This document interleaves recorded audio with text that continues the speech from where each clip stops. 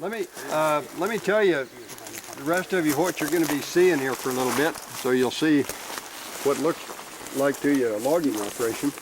The sheep wagon is just over there on the side of the hill. So we're going to go up these canyons now and just kind of a leisurely walk like it was up the canyon. So we're pretty well up. Yeah, we got a little more up here. But anyway, about 8 years ago, Laura and I started thinning the timber, because timber in this country is way thicker than it ever has been. You know, these areas burnt, and there weren't near the number of trees or the density of trees that there are these days. And therefore, the Yellowstone fires, the Fort Robinson fires, management has kept great green forests, but we're in terrible fire danger. So we started to thin about 8 years ago, and we did what they called a 3-acre patch, which seemed to us like it was about 300, and it took us 2 years to do it.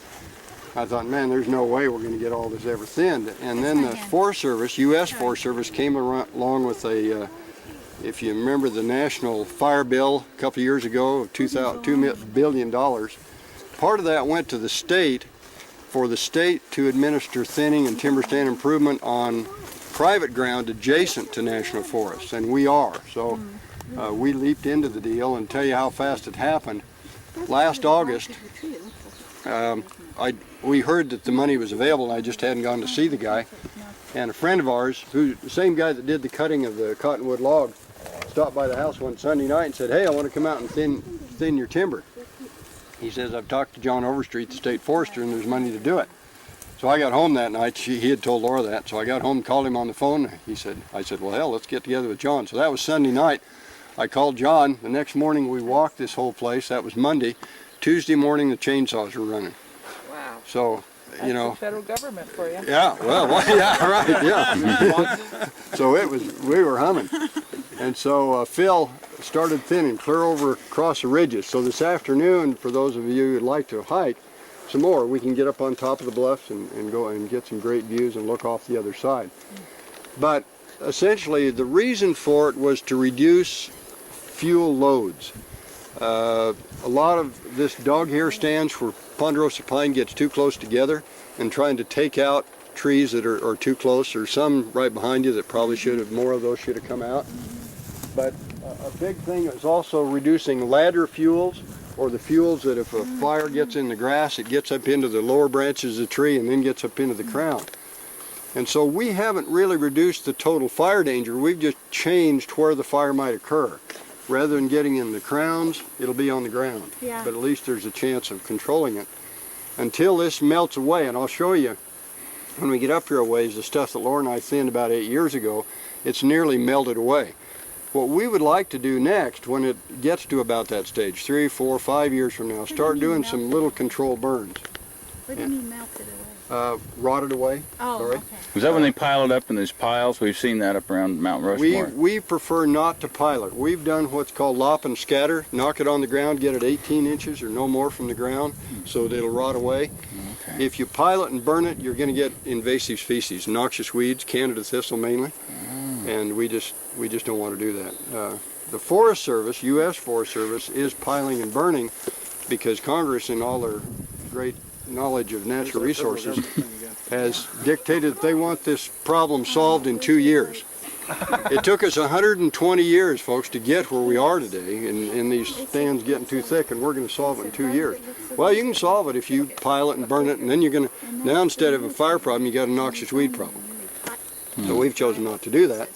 District Ranger, the new District Ranger, was with us on the hike a week ago, and we went through, and he says, what's your objective? And I said, reducing fire danger, or fuel loads. And he says, well, I don't think you've done that. I said, well, I don't have the goal of 2 years to solve the problem. 5 is okay for me.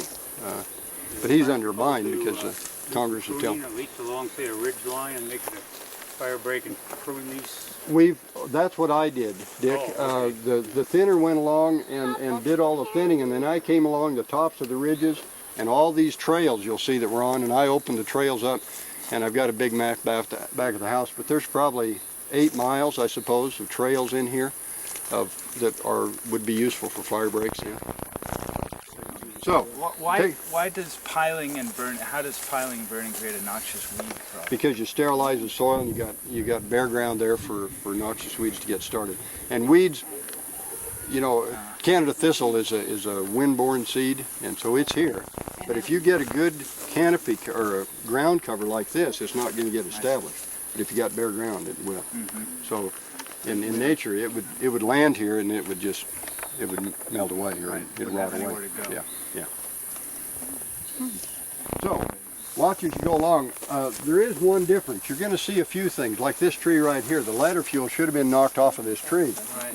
But one of our neighbors has chosen to put a trailer house on top of that ridge over there, Boy.